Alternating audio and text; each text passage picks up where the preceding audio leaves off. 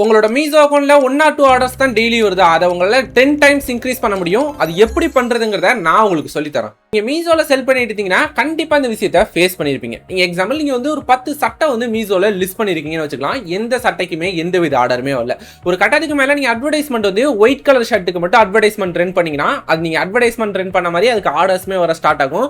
Daily அதுக்கு order pickup ஆனதுக்கு அப்புறமா கொஞ்ச நாள் எந்தவித சம்பந்தமும் இல்லாத ரெட் கலர் ஷர்ட்டையோ கிரீன் கலர் ஷர்ட்ல இருந்தோ ஆட்டோமேட்டிக்கா உங்களுக்கு ஆர்டர்ஸ் வர ஸ்டார்ட் ஆகிருக்கும்.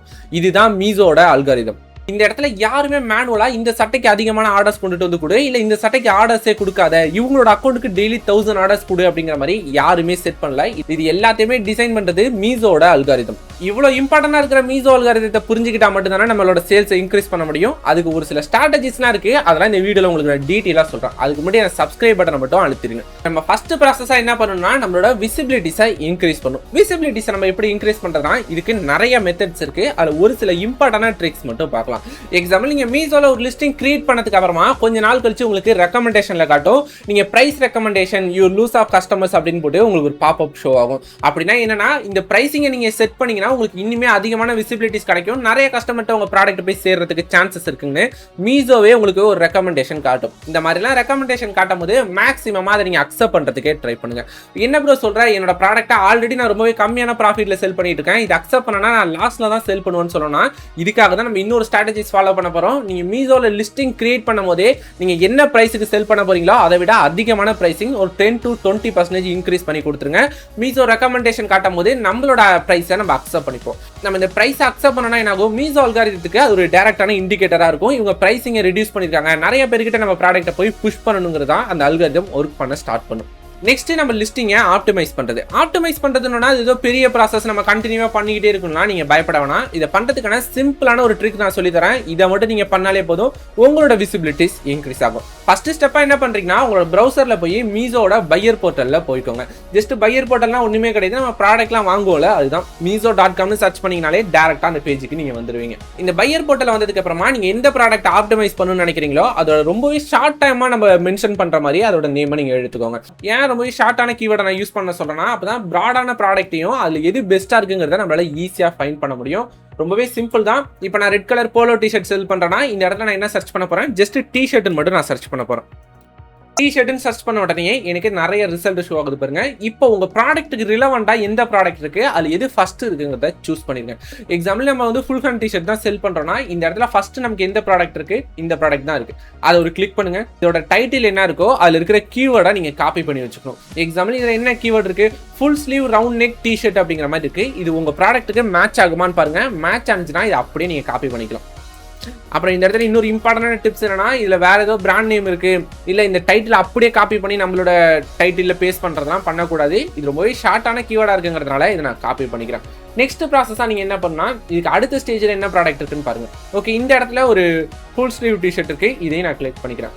இந்த இடத்துல என்ன இருக்குன்னா printed polyester men's full sleeve டிஷர்ட்டுங்கிற மாதிரி ஒரு கீவேர்ட் இருக்கு. உங்க ப்ராடக்ட் வந்து பாலிஸ்டரா இருக்கு, உங்க ப்ராடக்ட் வந்து பிரிண்டட் டிஷர்ட்டா இருந்தா மட்டும் இதை நீங்க காப்பி பண்ணுங்க, அப்படி இல்லைன்னா ஃப்ரீயா விட்டுறலாம். அப்புறம் இந்த இடத்துல நீங்க நல்லா நோட் பண்ணீங்களா, ஃபர்ஸ்ட் பேஜ்ல இருக்கிற 2 ப்ராடக்ட்லயுமே மென்ஸ் ஃபுல் ஸ்லீவ் டிஷர்ட்டுங்கிற 3 கீவேர்டுமே மேட்ச் ஆயிருக்கு. அப்பனா இது ரொம்பவே இம்பார்ட்டன்டான கீவேர்ட், நிறைய பேர் இதை போட்டு சர்ச் பண்றாங்கிறதா இதோட மீனிங். இந்த கீவேர்டை உங்களோட டைட்டில நீங்க கண்டிப்பா யூஸ் பண்ணி ஆகணும். இந்த மாதிரி உங்க ப்ராடக்ட்டுக்கு ரிலவெண்டா இருக்கிற ப்ராடக்ட் எல்லாத்தையும் சர்ச் பண்ணி அதுல ஃபர்ஸ்ட் பேஜ்ல என்னென்னலாம் ப்ராடக்ட் இருக்கோ அதோட கீவேர்ட் எல்லாத்தையுமே எக்ஸாக்ட்டா எடுத்து உங்களோட டைட்டில் ஆட் பண்ணுங்க. இப்படிதான் நம்ம ஆப்டிமைசேஷன் பண்ணணும். இதெல்லாம் நீங்க ஃபிக்ஸ் பண்ணதுக்கு அப்புறமா ஃபைனலா தான் மீஷோட அட்வர்டைஸ்மெண்ட்குள்ளே வரும். இந்த அட்வர்டைஸ்மெண்ட் வந்து ரொம்பவே சிம்பிளான எஃபெக்டிவான மெத்தட். ஆனா இதுக்கு நம்ம பே பண்ற மாதிரி இருக்கும். இது வரையும் பார்த்தது எல்லாமே ஃப்ரீயாவே நம்ம கிரியேட் பண்ணிட முடியும். மீஷோ அட்வர்டைஸ்மெண்ட்ங்கும் போது நம்ம டெய்லி பட்ஜெட் செட் பண்ணிட்டு தான் அதை கிரியேட் பண்ற மாதிரியே இருக்கும். ஜஸ்ட் நம்ம கிரியேட் பண்ணிட்டோம்னா நம்ம பே பண்ணி நம்மளோட விசிபிலிட்டிஸை நம்மளால டிராஸ்டிக்கா இன்க்ரீஸ் பண்ண முடியும். இதனால உங்களோட ஆர்டருமே இன்க்ரீஸ் ஆக நிறைய சான்சஸ் இருக்கு.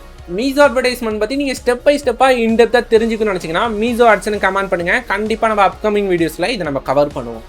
நெக்ஸ்ட் உங்க ப்ராடக்ட்டோட இமேஜஸ். என்ன ப்ரோ சொல்றேன், இந்த வீடியோ இன்ட்ரோலே மீஷோட அல்காரிதம் ஃப்ரெண்ட்லியா நம்ம எப்படி லிஸ்டிங் கிரியேட் பண்றது, எப்படி நம்மளோட ஆர்டரை இன்க்ரீஸ் பண்றது தானே பார்த்தோம். இமேஜஸ் சேஞ்ச் பண்ணா எப்படி அல்காரிதமுக்கு தெரியும் அப்படின்னு கேட்டீங்கன்னா கண்டிப்பா நீங்க இமேஜஸ் சேஞ்ச் பண்றதுனால உங்களோட அல்காரிதம் நிறைய பேர்கிட்ட உங்க ப்ராடக்ட்டை போய் புஷ் பண்ணும். இது எப்படிங்கறத உங்களுக்கு நான் கிளியரா சொல்லி தரேன். அகைன் மீஷோட பையர் போர்ட்டல்லே நம்ம போய்ப்போம். இந்த இடத்துல நம்ம ரேண்டமா ஒரு ப்ராடக்ட்டை சர்ச் பண்ணுவோம். எக்ஸாம்பிள் நம்ம வந்து பிளாக் ஷர்ட் ஃபார் மென்னு சர்ச் பண்ணுவோம். இப்போ நம்ம பிளாக் ஷர்ட் ஃபார் மென்னு சர்ச் பண்ணோடனே நமக்கு நிறைய ரிசல்ட் ஷோ ஆகுது. நீங்கள் உண்மையை சொல்லுங்கள், இதை நான் சர்ச் பண்ண உடனே நீங்கள் ஃபஸ்ட்டு இதில் எதை நோட் பண்ணீங்க? கண்டிப்பாக நிறைய பேர் இதோட ப்ரைஸிங்கையோ ரேட்டிங் ரிவ்யூ செக் பண்ணுறதுக்கு முன்னாடி இதோட இமேஜஸை தான் பார்த்துருப்போம். இந்த இமேஜஸை பேஸ் பண்ணி தான் நம்ம இந்த ப்ராடக்ட்டை கிளிக் பண்ணலாமா வேணாமாங்கிறத டிசைட் பண்ணுவோம். ஃபஸ்ட்டு நம்ம இந்த ப்ராடக்ட்டோட இமேஜஸ் நமக்கு பிடிச்சிருந்தா தான் ஆட்டோமேட்டிக்காக அது என்ன ப்ரைஸ் ரேஞ்சில் இருக்குது, அதோட ரேட்டிங் ரிவ்யூலாம் எவ்வளோ இருக்குங்கிறத நம்ம செக் பண்ணுவோம். இப்படி உங்கள் ப்ராடக்ட்டை நிறைய பேர் கிளிக் பண்ணாங்கன்னா மீஷோ அல்காரிதம் ஆட்டோமேட்டிக்காகவே இன்னும் நிறைய பேர்கிட்ட உங்களோட ப்ராடக்ட்டை போய் புஷ் பண்ணும். இப்போ உங்களுக்கு புரிஞ்சிருக்கும் இமேஜை நம்ம சேஞ்ச் பண்றதுனால நம்ம ப்ராடக்ட்டோட விசிபிலிட்டிஸ் இன்க்ரீஸ் ஆகுமா ஆகாதாங்கிறது. இது ஃபைனலாக இது எல்லாமே நம்ம ஃபிக்ஸ் பண்ணியிருந்தாலும் நம்ம ப்ராடக்ட்டோட ப்ரைசிங் கண்டிப்பாக காம்படிட்டிவாக இருக்கணும். அப்போ தான் நிறைய பேர் நம்ம ப்ராடக்ட்டை பை பண்ணுறதுக்கு சான்ஸ் இருக்குது. அதோட இல்லாமல் நம்ம ப்ராடக்ட் நல்ல குவாலிட்டியாக இருந்துச்சுன்னா நம்மளோட ரிட்டர்ன் ரேட்டுமே கம்மியாக இருக்கும். உங்கள் ப்ராடக்ட்டை அதிக பேர் பர்ச்சேஸ் பண்ணியிருந்தாங்கன்னா உங்களோட கன்வர்ஷன் ரேஷியோ இன்க்ரீஸ் ஆகிருக்கும். எக்ஸாம்பிள் 100 பேர் உங்கள் ப்ராடக்ட்டை கிளிக் பண்ணிட்டு 10 பேர் உங்கள் ப்ராடக்ட்டை வாங்குறாங்கன்னா உங்களோட கன்வர்ஷன் ரேஷியோ 10% இருக்கும். பிளாக் ஷர்ட் ஃபார் மென்னு நம்ம சர்ச் பண்ண உடனே எந்த ப்ராடக்ட்டுக்கு அதிகமான கன்வர்ஷன் ரேஷியோ இருக்கோ அதை தான் மீஷோ நிறைய பேர்கிட்ட போய் புஷ் பண்ணும்.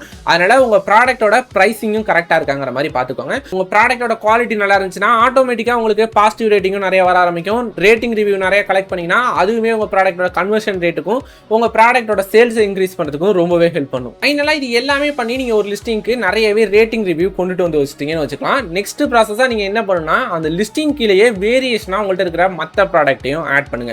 ஏன்னா இவ்வளோ ப்ராசஸ் பண்ணி நம்ம ஒரு லிஸ்டிங்க்கு கன்சிஸ்டன்ஸான சேல்ஸ் எடுத்துகிட்டு வரதுக்கு ஸ்டார்ட் பண்ணியிருக்கோம். அந்த அல்காரிதம் ஃப்ரெண்ட்லியாகவும் கன்வெர்ட் பண்ணி நிறைய பேர் நம்ம ப்ராடக்ட்டை கிளிக் பண்ணுறதுக்கும் நம்ம ரெடியாக வச்சிருக்கோம். இப்படி பண்ணும்போது நீங்க நியூவா ஒரு லிஸ்டிங்க்கு இவ்வளவு கஷ்டப்பட வேண்டிய தேவை கிடையாது. எக்ஸாம்பிள் நான் ரெட் கலர் ஷர்ட் செல் பண்றேன்னா இதுலயே நான் வேரியேஷனா ஒயிட் கலர் ஷர்ட்டோ பிளாக் கலர் ஷர்ட்டையோ என்னால ஈஸியா ஆட் பண்ணிக்க முடியும். இந்த மாதிரி ஆட் பண்ணனா அந்த ஷர்ட் வாங்குறவங்களை கூடவே சேர்த்து இன்னொரு ஒரு சில காம்போவும் வாங்க வைக்க முடியும். அதோட இல்லாம நம்ம ஃப்ரெஷ்ஷா ஒரு லிஸ்டிங்கை கிரியேட் பண்ணி அதோட சேல்ஸ் இன்க்ரீஸ் பண்றதுக்கு பதிலா ரொம்பவே சிம்பிளா வேரியேஷன் ஆட் பண்ணிட்டோம்னா இதோட கன்வர்ஷன் ரேஷியோ ரொம்பவே பெட்டரா இருக்கும். இந்த ஸ்ட்ராட்டஜிஸ்லாம் நீங்க கண்டிப்பா யூஸ் பண்ணி பாருங்க. இதெல்லாம் நீங்க பண்ணிட்டீங்க, உங்க ப்ராடக்ட்டுக்கு ஆர்டர் வர ஸ்டார்ட் ஆயிடுச்சுன்னா அதோட மட்டும் உங்க ப்ராசஸ் முடியக்கூடாது. அதுக்கப்புறம் உங்க சேல்ஸை நீங்க இன்க்ரீஸ் பண்றதுக்கு ட்ரை பண்ணணும். நம்ம சேல்ஸை இன்க்ரீஸ் பண்றதுக்கு நம்ம என்ன பண்ணலாம்னா மீஷோல நிறைய ப்ரோக்ராம்ஸ்லாம் இருக்கும். அந்த டீல்ஸ் ப்ரொமோஷன் எல்லாத்துலயுமே நம்ம ப்ராடக்ட்டை நம்ம என்ரோல் பண்ணணும். இதை என்ரோல் பண்றதுனால கண்டிப்பா நம்ம ஒரு சில பர்சன்டேஜ் டிஸ்கவுண்ட் கொடுத்து தான் ஆகணும். எக்ஸாம்பிள் நம்ம ப்ராடக்ட்டை 300க்கு செல் பண்றோம்னா 290 ரூபீஸ்க்கோ 280 ரூபீஸ்க்கோ நம்ம என்ரோல் பண்ணா மட்டும்தான் நம்ம ப்ராடக்ட் இதில் ப்ரொமோட் ஆகும்னு காட்டும். இதையுமே நீங்க ட்ரை பண்ணி பாருங்க. இந்த மாதிரி மீஷோல இன்னும் நிறைய அட்வான்ஸான செட்டிங்ஸ் எல்லாம் இருக்கு. இந்த வீடியோக்கு 2000 லைக் ரீச் பண்ணுவீங்க. கண்டிப்பா இதோட பார்ட் 2 நான் மேக் பண்றேன். இது மாதிரி இன்னும் நிறைய இன்ட்ரெஸ்டிங்கான இன்ஃபர்மேஷன்லாம் தெரிஞ்சுக்கிறதுக்கு நம்ம சேனலை சப்ஸ்கிரைப் பண்ணிட்டு கூடவே பக்கத்தில் இருக்கிற பெல் ஐகான் மட்டும் அழுத்திடுங்க.